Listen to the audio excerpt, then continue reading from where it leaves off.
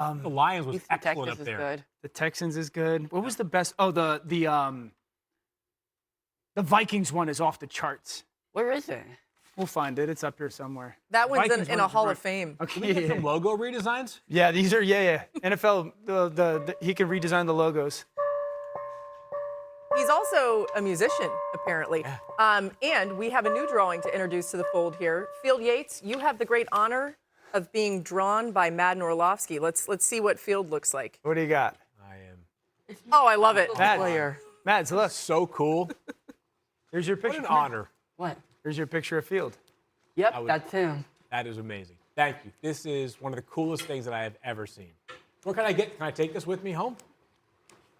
Yes. Thank you very much, Madden. You are the man. Although I was telling your dad during the break, and your dad is like 6'8", so it makes sense. You're getting so tall, man. Yeah. You're going to be taller than me soon. Yeah. Yep. You told me because you've been working out. Can I show him this picture? Yeah, Yes, show 'em, go dude, right go ahead. Absolutely. It's What's me that? Me as an Eagles player. As an Eagles player? Yep. Nice.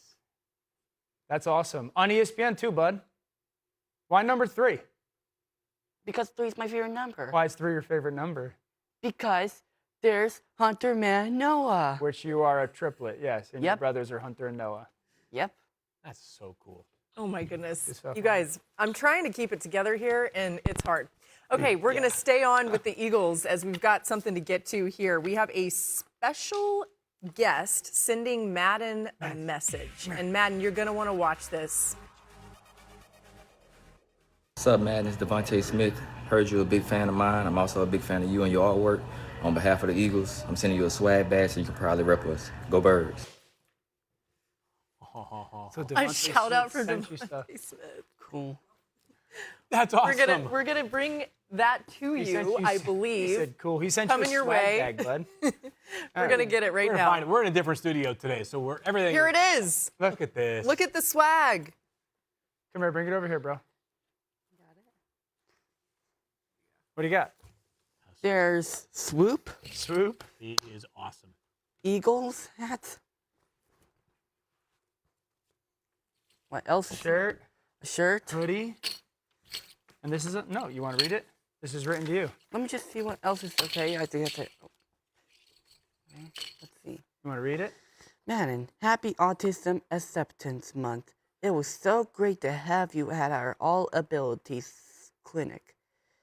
We are so excited to celebrate you not only this month, but 365 days a year.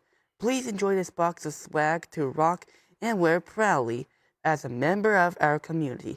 Best, Eagles Autism Foundation.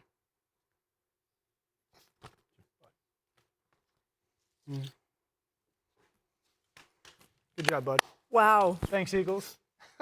Jiminy Christmas, man. And how is this for timing, you guys? This tweet came across X yesterday. Jeffrey Lurie said the Eagles Autism Foundation just got an anonymous check for $15 million because they thought we did the best at evaluating and exciting research projects to invest in, and they watched our process. In April, the Lurie Autism Institute will announce their first founding director. Quote, I think Philadelphia will be the epicenter for autism research in the world. That's from Jeff Lurie. Amazing. Pretty Well done. cool. Very well done. Madden, Devontae, clearly a big fan of yours and an ambassador of the Eagles Autism Foundation. We heard he has a personal family connection to autism and represents Man, I autism didn't know awareness on his Like him even cleats more. for My Cause, My Cleats. Shout out to Devontae. Thank you, That's man. very cool. Thank you. That is I have a lot of chills. That was really special. supposed to do TV We're right now now? going to transition off of Madden's favorite team to a team he probably doesn't like very much. does Let's not. talk about the Cowboys. I'm sorry, Madden. He said, wait a second, what? Elsewhere in the NFC East, the Cowboys, whose offense looked great at times last year, but their defense was not. Dallas had the 4th most efficient offense, but the least efficient defense in the NFL.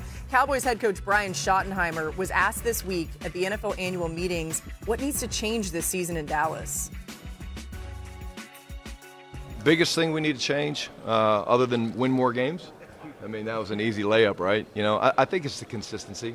And when I say that, I mean in everything that we do, the way that we run the meetings, the way that we practice, the way that, we do our walkthroughs, all those things. And so, we're a damn good football team. And we played a lot of really good football last year. We just didn't play it consistently enough. And some people think that's coach speak, but you guys know me, that's real. We just weren't consistent enough last year.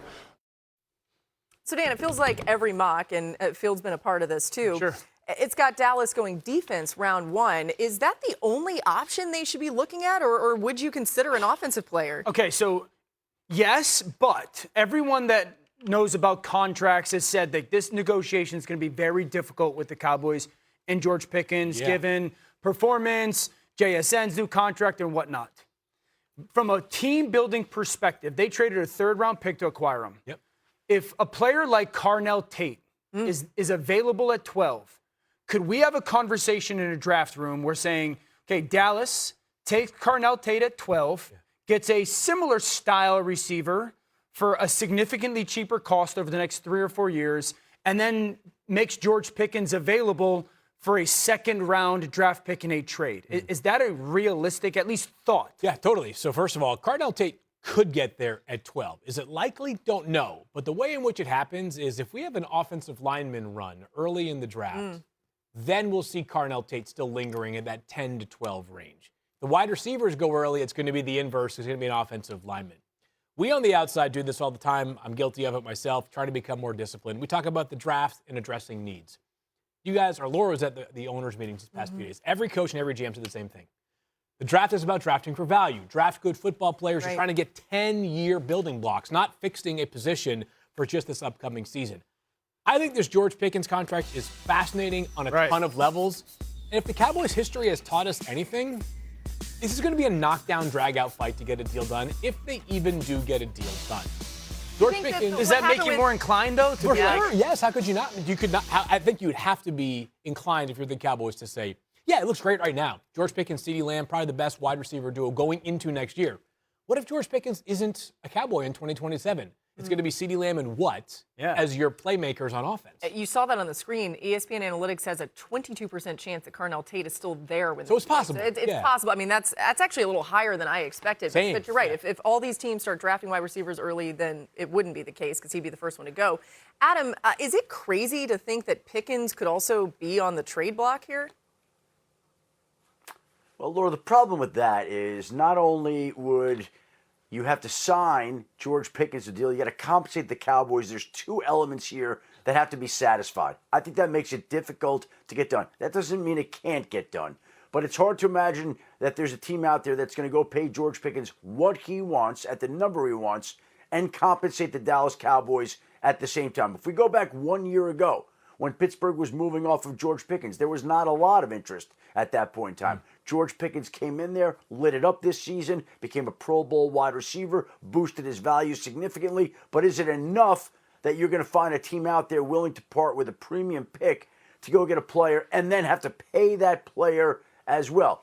I think there'll be some skepticism around the league about whether that could happen. What's more likely to happen here is that George Pickens is not going to take part in the offseason program, which he's not allowed to do because he has not signed the franchise tender. The two sides will make a push to get a deal done by the franchise deadline, signing day in the middle of July. If they can get it done, that'd be great for both of them. If they can't, there could be a lingering issue that lingers into training camp and potentially up to the start of the season with George Pickens unsigned. I'm totally agree with you. I just think it makes business sense for the Cowboys if the situation presents itself to at least have the conversation.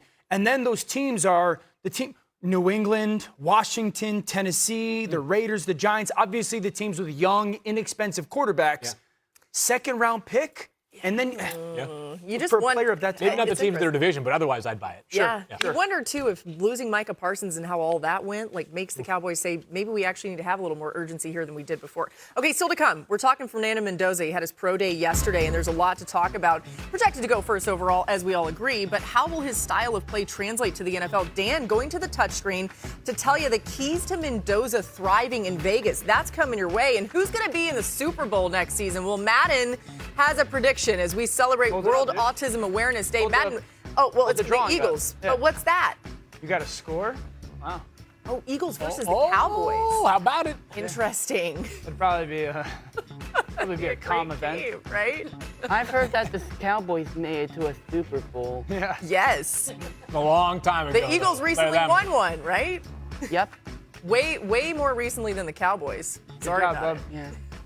We've got more from Madden throughout the rest of our day here on NFL Live.